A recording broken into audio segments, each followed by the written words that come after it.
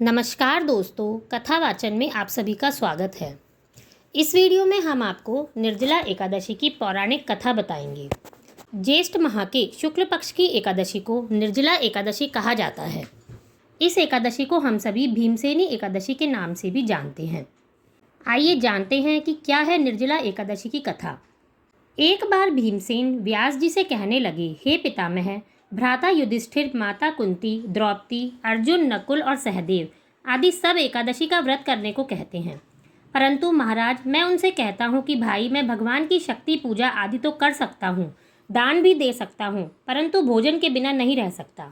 इस पर व्यास जी कहने लगे, हे भीमसेन, यदि तुम नरक को बुरा और स्वर्ग को अच्छा समझते हो तो प्रति माह की दोनों एकादशियों को अन्न मत खाया करो। भीम कहने लगे, हे पितामह, मैं तो पहले ही कह चुका हूँ कि मैं भूख सहन नहीं कर सकता। यदि वर्ष भर में कोई एक ही व्रत हो तो वह मैं रख सकता हूँ, क्योंकि मेरे पेट में व्रत नाम की अग्नि है, सो मैं भोजन किए बिना नहीं रह सकता। भोजन करने से वह शांत रहती है, इसलिए पूरा उपवास तो क्या, एक समय भी बिना भोजन किए रहना कठिन है।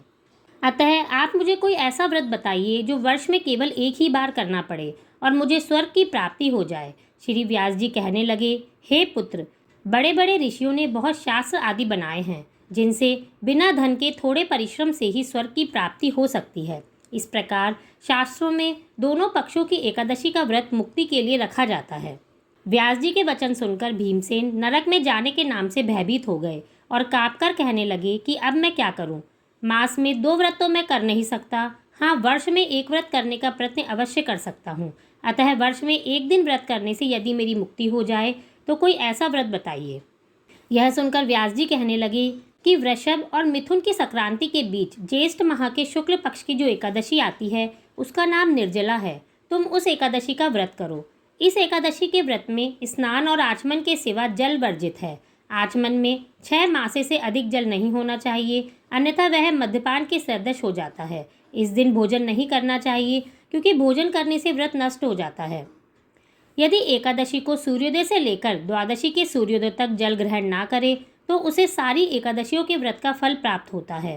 द्वादशी को सूर्योदय से पहले उठकर स्नान आदि करके ब्राह्मणों को दान आदि दे, उसके बाद भूखे और सत्पात्र ब्राह्मण को भोजन कराकर फिर आप भोजन कर लेना चाहिए। इसका फल पूरे 1 वर्ष की संपूर्ण एकादशियों के बराबर होता है। व्यास जी कहने लगे, हे भीमसेन, यह मुझको स्वयं भगवान ने बताया है। इस एकादशी का पुण्य समस्त तीर्थों और दान से अधिक है। केवल 1 दिन मनुष्य निर्जल रहने से पापों से मुक्त हो सकता है। जो मनुष्य निर्जला एकादशी का व्रत करते हैं उनकी मृत्यु के समय यमदूत आकर नहीं घेरते, वरन भगवान के पार्षद उसे पुष्पक विमान में बिठाकर स्वर्ग को ले जाते हैं। अतः संसार में सबसे श्रेष्ठ निर्जला एकादशी का व्रत है, इसलिए यत्न के साथ इस व्रत को करना चाहिए। उस दिन ओम नमो भगवते वासुदेवाय मंत्र का उच्चारण करना चाहिए और गौदान भी करना चाहिए। इस प्रकार व्यास जी की आज्ञा के अनुसार भीमसेन ने इस व्रत को किया, इसलिए इस एकादशी को भीमसेनी या पांडव एकादशी भी कहते हैं। निर्जला व्रत करने से पहले भगवान से प्रार्थना करें कि हे भगवान, आज मैं निर्जला व्रत करता हूँ, दूसरे दिन भोजन करूँगा। मैं इस व्रत को श्रद्धापूर्वक करूँगा, अतः आपकी कृपा से मेरे सारे पाप नष्ट हो जाएं। इस दिन जल से भरा हुआ एक घड़ा वस्त्र से ढककर स्वर्ण सहित दान में देना चाहिए।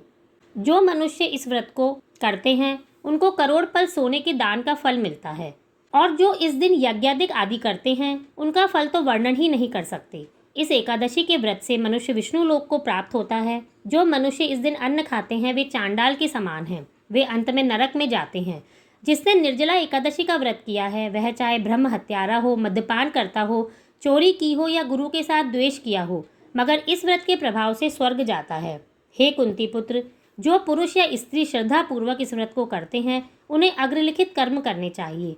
प्रथम भगवान का पूजन, फिर गौदान, ब्राह्मणों को मिष्ठान व दक्षिणा देनी चाहिए तथा जल से भरे कलश का दान आदि अवश्य करना चाहिए। निर्जला के दिन अन्न, वस्त्र, उपाहन यानी कि जूती आदि का दान भी करना चाहिए। जो मनुष्य भक्तिपूर्वक इस कथा को पढ़ते और सुनते हैं उन्हें निश्चय ही स्वर्ग की प्राप्ति होती है। इस तरह से आप में से जो भी निर्जला एकादशी का व्रत कर रहे हैं वो भगवान विष्णु की पूजा करने के बाद इस कथा को अवश्य सुने। आप सभी को निर्जला एकादशी की बहुत बहुत शुभकामनाएं। धन्यवाद।